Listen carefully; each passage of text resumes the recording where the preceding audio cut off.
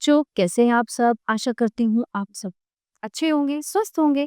स्वागत है आपका इस कक्षा में। आइए आज हम पढ़ते हैं हिंदी का पाठ 14 केरल का राजकुमार। कहते हैं कि एक राजा जो होता है, जो एक राज्य का प्रधान होता है, सेवक होता है, उसको अपने से पहले अपनी प्रजा की सुख समृद्धि के, अपनी प्रजा की चिंता के बारे में सोचना चाहिए। उसे अपना छोड़ के पहले अपनी प्रजा के हित के बारे में सोचना चाहिए। जो सबसे पहले अपनी प्रजा के हित के बारे में सोचता है वो ही अच्छा राजा कहलाता है। ठीक है, तो आइए देखते हैं एक राजा की कहानी कि क्या किया उसने, कैसा था वो। एक अच्छा राजा वही होता है जो अपनी प्रजा की सुख समृद्धि के लिए अपनी खुशियों का त्याग कर सके, और इसके लिए यदि उसे अपने प्रिय वस्तु या प्राणों तक को त्यागना पड़े तो भी वो पीछे ना रहे। प्रस्तुत लोक कथा एक राजा के त्याग तथा उसके स्वार्थी स्वभाव से प्रजा में पड़ने वाले प्रभाव का परिचय कराती है। केरल राज्य में एक समय राजवर्मन नामक एक दयालु तथा चतुर राजा राज करता था। उसने अपने राज्य में अनेक ऐसी योजनाएं चलाई जिससे उसका राज्य धन धान्य से परिपूर्ण हो गए। वो राज्य भर में घूमता रहता, अपनी प्रजा के सुख दुख की सुनता और उनके कष्टों को दूर करने का भरसक प्रयत्न करता था। और एक अच्छे राजा के यही गुण होते हैं कि वो अपनी प्रजा के दुख सुख का ध्यान रखे और समय आने पर उनके दुख सुख का निवारण करे। राजवर्मन का राज्य तो छोटा सा ही था, परंतु वहां के लोग बहुत परिश्रमी तथा ईमानदार थे। अपने राजा की वे दिल से प्रशंसा करते। जहां राजवर्मन राज्य में पेड़ लगाने की सोचते, वहां सैकड़ों सैकड़ों पेड़ लगा दिए जाते। तालाब खुदवाने की सोचते तो श्रमदान करने के लिए लोगों की भीड़ जुट जाती। सड़कें बनवाने को कहते तो गांव-गांव में सड़कें बनने लगती। जहां ऐसा राजा और ऐसी प्रजा हो, वहां लक्ष्मी की क्या कमी। अरब के व्यापारी राजा राजवर्मन के राज्य में व्यापार करने के लिए आने लगे। वे सोने चांदी से बड़े थैले लाते और गरम मसाले तथा इमारती लकड़ी ले जाते। राज्य की आमदनी में दिनों दिन वृद्धि होने लगी। राजा को बस एक ही दुख था कि उसके पीछे इस हरे भरे धन धान्य से पूर्ण राज्य का क्या होगा। राजा का एक बेटा था रवि वर्मन। तो वो अपने पिता का बहुत दुलारा था। सेवकों के लाड़ ने उसे बिगाड़ दिया था। वो बहुत स्वार्थी बन गया था, सारा दिन अपने मित्रों के साथ मग्न रहता। उसे राजकाज से कोई मतलब नहीं था। राजा ने रवि वर्मन को समझाने की बहुत कोशिश की, परंतु रवि वर्मन ने राजा की एक नहीं सुनी। उसने अपना रास्ता नहीं बदला। कुछ दिन बीमार रहकर जो राजा थे राजवर्मन चल बस। रवि वर्मन सिंहासन पर बैठा। अब क्या होता है, राजा का बेटा जो रवि वर्मन है वो सिंहासन पर बैठता है। स्वार्थी मित्रों से पहले ही हिना था, पुरानी मंत्रियों को हटाकर उन्हें ही मंत्री बना दिया। वे राजा को उल्टी सीधी सलाह देते, राज्य का धन दोनों हाथों से लुटाते। राज्य में त्राही त्राही मच गई, पर सुनता कौन। राजा तक तो कोई बात पहुंचती ही नहीं थी।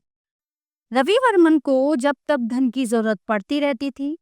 पहले तो राजकोष खाली हुआ और फिर प्रजा पर नए नए कर लगाए गए। कर मतलब टैक्स लगा दिए गए।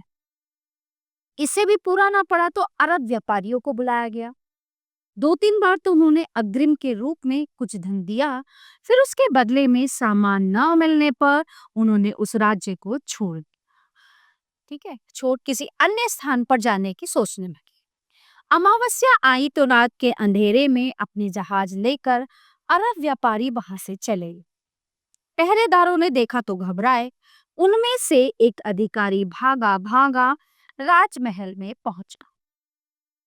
जब उसे भीतर जाने की आज्ञा ना मिली तो वो नंगी तलवार चलाता हुआ, रास्ता बनाता हुआ ठीक राजा के सामने जा पहुंचा। उसको अंदर जाने नहीं दिया जा रहा था, तो उसको एक कदम उठाना पड़ा। महाराज, अरब व्यापारी अपने जहाज लेकर बंदरगाह छोड़ चुके हैं। महाराज को पहले तो विश्वास ही नहीं हुआ, क्योंकि उसने तो अरब व्यापारियों से और धन मंगवाया था। कुछ होश आने पर रवि वर्मन ने अपने पिता के पुराने मंत्रियों को बुला भेजा, पर वे नहीं आए। सभी बहुत दुखी थे। वे जानते थे कि राजा के स्वार्थी मित्रों के कारण ही राज्य पर विपत्ति आई है। रविवर्मन सोच में पड़ गया। उसे अपने पिता की बातें याद आईं। वो पश्चाताप की आग में जलने लगा। उसके मित्रों ने उसका ध्यान इधर-उधर करने की कोशिश की, पर रविवर्मन ने उन्हें दरबार से निकल जाने की आज्ञा दी। रविवर्मन इतना बेचैन था कि उसने मंदिर जाकर प्रार्थना करने की सोची। वो मंदिर राजा राजवर्मन ने धन की देवी लक्ष्मी की प्रतिष्ठा में बनवाना था। मंदिर समुद्र के किनारे पर बना था। मंदिर के पास पहुंचकर रविवर्मन ने सोचा, क्यों न स्नान करके मैं देवी के दर्शन करूं। जैसे ही उसने अपने वस्त्र उतारे और सीढ़ियों से नीचे उतर समुद्र की ओर बढ़ने लगा कि उसने देखा कि सीढ़ियों पर कोई बैठा हुआ है। कौन है? कोई उत्तर न पाकर वो आगे बढ़ा। सीढ़ियों पर एक तेजस्विनी स्त्री को बैठे पाया तो पूछा, कौन? कोई उत्तर न मिलने पर उसने फिर पूछा कि तुम यहाँ क्या कर रहे हो? इस पर संगीत सी मधुर आवाज में उत्तर मिला, मैं ये नगर छोड़कर जा रही हूँ। पर क्यों? मुझे ये नगर अच्छा नहीं लगा। पर क्यों? आवाज की मधुरता तथा उस स्त्री के सौंदर्य का रहस्य कुछ कुछ राजा पर प्रकट होने लगा था। तभी खिलखिलाकर देवी हंस पड़ी और बोली, इस नगर का राजा मूर्ख है और उसके मन में मेरे लिए कोई आदर नहीं। फिर मैं तिरस्कृत होकर यहाँ क्यों पड़ी रहूं? रविवर्मन समझ गया कि वो राजलक्ष्मी ही है। बोला, वो अभी छोटा है, अनुभवहीन है, परंतु उसे राज्य को नष्ट करने का तो बहुत अनुभव है। देवी ने कहा कि राज्य को नष्ट करना तो तुम भली भांति जानते हो। रविवर्मन ने हाथ जोड़कर कहा, यहाँ से मत जाओ। नहीं, मैंने निश्चय कर लिया। देवी ने उत्तर दिया कि नहीं, मैंने निश्चय कर लिया, मुझे यहीं से जाना ही होगा। आप मेरी एक बात मानिए, मैं समुद्र में स्नान करने जा रहा हूँ। ये है मेरी अमूल्य मणियों की माला। जब तक मैं लौट कर ना आऊं, आप इसे अपने पास रविवर्मन ने माला उतारते हुए कहा, आप मेरी प्रतीक्षा करेंगी ना? तो वो देवी मुस्कुराए। मैंने कहा, हाँ बिल्कुल, अवश्य। रविवर्मन पानी में उतरता चला गया। उसने हाथ जोड़े, मानो अंतिम बार अपने नगर तथा मंदिर के दर्शन कर रहा हो। उसने मन ही मन देवी के प्रति अपनी कृतज्ञता प्रकट की और अपने बीते हुए जीवन के लिए पश्चाताप की। उसके कदम गहरे पानी की ओर बढ़ते जा रहे थे। धीरे धीरे समुद्र की लहरें ऊंची होती गई। पानी ने रविवर्मन को अपने भीतर समा। दूसरे दिन प्रातः अरब व्यापारियों के जहाज समुद्र के किनारे आने लगे। व्यापारियों ने सबको एक विचित्र बात सुनाई। वे अपनी इच्छा से नहीं लौटे। रात को एक भयंकर तूफान ने उनके जहाज वापस नगर की सीमा पर ला छोड़े हैं। महाराज रविवर्मन स्वयं समुद्र की रेत पर अचेत पड़े थे। उनके वस्त्र तो समुद्र की ओर जाने वाली सीढ़ियों पर मिले। उनकी अमूल्य मणियों की माला मंदिर की देवी लक्ष्मी की मूर्ति की गले में थी। तो ये दक्षिण भारत की एक लोक कथा है जो यहाँ पे दी गई।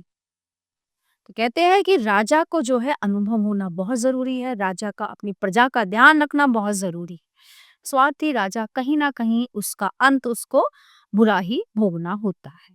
तो प्यारे बच्चों, ये पार्ट में तो समाप्त होता है। आशा करती हूँ आपको अच्छे से समझ आया होगा। मिलते हैं अगली कक्षा में। धन्यवाद।